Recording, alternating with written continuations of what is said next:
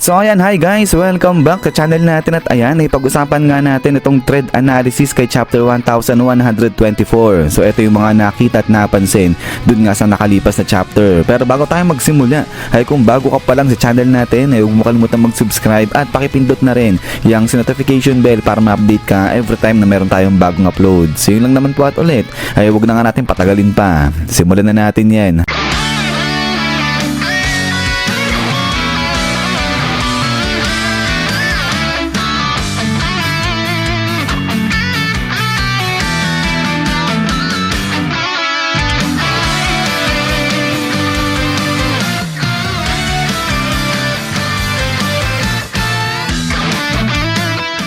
At so dito nga tayo magsisimula kay Kizaru dahil etong si Kizaru, iniisip niya na nagtagumpay siya o nagsucceed siya sa kanyang trabaho. So yun nga sa pagpatay kay Dr. Vegapunk. Pero ang sa katotohanan nito, hindi nagtagumpay etong si Kizaru, nabigo siya sa kanyang mission. Pero sa kabilang banda ay etong si Luffy naman, iniisip niya na siya yung nabigo, hindi niya nagawang protektahan si Dr. Vegapunk. Pero ang sa katotohanan naman nito ay nagtagumpay nga dyan itong Straw Hat Pirates natin. Kasi nga sabi ni Lilith, lahat nga ro ng Vegapunks ay buhay. So baligtad lang, kung sino yung nagsasabi na siya yung nagtagumpay ay siya pala talaga yung totoong nabigo. At kung sino yung nag-iisip na siya yung failure ay siya talaga yung nagtagumpay. But anyways, ay maliban pa rito, ay dito pa rin kay Kizaru ay napansin na ito nga si Kizaru ay isang tao syempre, pero isang malayang tao. But pinuwersa na umakting o kumilos bilang isang robot. So dahil kasi yan sa hindi sinusunod ni Kizaru yung kanyang will, hindi niya ginagawa kung anuman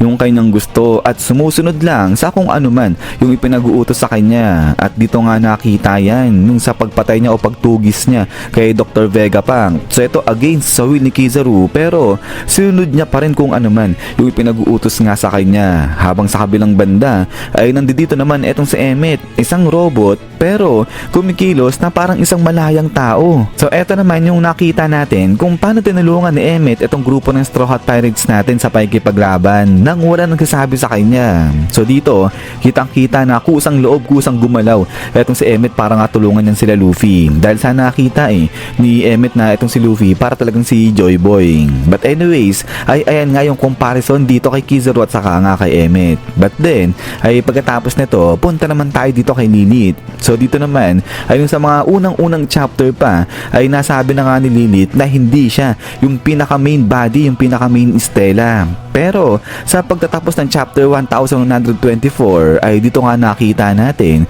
na etong si Lilith siya na ngayon yung pinaka main body ng mga Vegapunks. So kung sino yung nagsasabi na hindi siya yung main body ay ngayon siya pa yung naging pinaka main body na ng lahat ng Vegapunks. But anyways, ay maliban pa nga rito ay napansin rin na kung paano nagsimula etong Egghead Arc ay ganun din natapos etong Egghead Arc na nga na to. So yung sa umpisa nakita natin na etong si Lilith at saka nga etong si Bonnie unang-una na lang na-encounter etong si Sunny. At sa katapusan nga netong Egghead Arc ay nakita natin na etong dalawa dyan din bumagsak kala Sunny. At so ayan ay sama-sama na etong mga to na maglalakbay papunta dun sa may Elbaf. At ayan ay speaking sa paglalakbay ay napansin rin na dati nga nung unang-unang mga chapter pa nabanggit neto ni Lilith na ito yung unang beses niya na aalis dito sa isla na to. So dito sinasabi na parang foreshadowing na to na etong si Lilith siya lang mag-isa yung aalis nga dyan na sa may Egghead Island. At so ayan ay pagkatapos dito kay Lilith ay punta naman tayo dito na sa side ulit nila Kizaru. So dito nakita nga natin na lahat ng mga Marines bagsak na maliban dyan kay Kizaru. At ngayon ay dito na nga umiyak etong si Kizaru. So dito sinasabi na finally nag-shed na rin ng tears etong si Kizaru. So eto ay sinasabi na hindi kaya talagang hinintay lang ni Kizaru na magsibagsakan etong mga Marines na to bago nga siya umiyak ng ganito, magsisigaw ng ganyan. So kasi first time lang natin nakita etong si Kizaru yung sa ganyang klaseng reaction, yung ganyang klaseng emotion niya. So isang patunay na parang araw talagang isang robot etong si Kizaru dahil nga sa kung paano siya kumilos o umakting sa harapan ng ibang tao ay kala mo wala siyang emosyon, pero deep within ay talagang may passion o talagang may pakialam etong si Kizaru sa lahat ng mga nakapaligid sa kanya. But anyways ay maliban pa nga rin dito, pati nga etong yung pagsasabi o pagko-confront ni Kizaru dyan kay Akainu ay napansin. So ito yung sinabi ni Kizaru kay Akainu kung nagawa niya na bang patayin yung kanyang best friend. At so yun dito ay sinasabi naman na talagang iba yung dating niyan ng tanong ni Kizaru kay Akainu, lalo na kung matatandaan ninyo ay kasi nga diba yung sa paglalaban ni Akainu at saka nga neto ni Kuzan ay hindi nagawang patayin o tapusin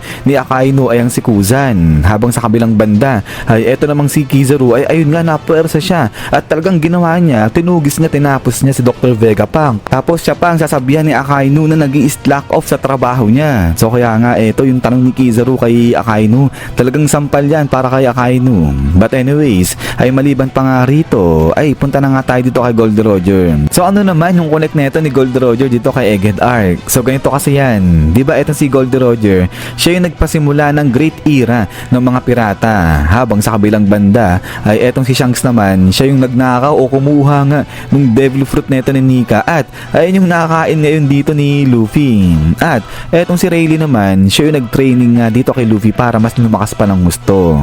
So in connection dito, ay dito yan babagsak kasi sa misteryosong lalaki na nga na to na nag-aabang doon na sa may Elbaf. So dito sinasabi na napakita na nga dyan si Goldie Roger, si Shanks at saka nga si Rayleigh. At now ay sinasabi na baka nga etong si Gaba na yan. So ito ay sigurado ako na talagang madalas nyo nang naririnig o nakita na. Kaya nga ang tanong dito ay eto bang si Gaban talagang lalabas para nga tulungan ay ang grupo ng Straw Hat Pirates natin. So kasi lahat ng mga main crews neto ni Gold Roger natulungan na nga na-encounter etong si Luffy. So pati nga si Oden ay di ba nakilala nga rin ito ni Luffy na somehow ay kasama nga sa main crew ng grupo ni Gold Roger. So etong si Gaban na lang talaga yung hindi pa nakikilala o na-encounter ng grupo netong Straw Hat Pirates natin. So kaya nga ang tanong ay si Gaban na nga ba kaya etong misteryosong karakter na to? At ang isa pa ay etong si Gaban na nga ba yung magiging susi o yung tutulong kala Luffy para matagpuan na etong ang pinakahuling poneglyph o yung road poneglyph doon na papunta sa may treasure na One Piece. So malay natin na kay Gaban pala yung pinakahuling road poneglyph, siya pala yung nagbabantay, nagpoprotekta dyan para nga di matunton ng kung sino lang yung One Piece treasure. But anyways, ay pagkatapos nga nito is yan guys, so hanggang dito lang etong analysis natin para kay chapter 1124. At so ayan bago tayo matapos ay shoutout muna sa mga to. So eto sila yung mga nakachambang nauna. Hindi, joke lang. So ito yung mga nauna dun sa comment section natin. So ayan ay shoutout sa inyo guys. Pero ayan ay kung meron pa kayong mga napapansin dito kay chapter 1124 o ibang analysis pa ganyan, ay pwede nyo i-comment yan dyan sa baba. So yun lang ulit guys, ay ulit maraming salamat sa panonood dito kay One Piece natin. So lagi mag-ingat, God bless inyo lahat at kita-kits tayo ulit.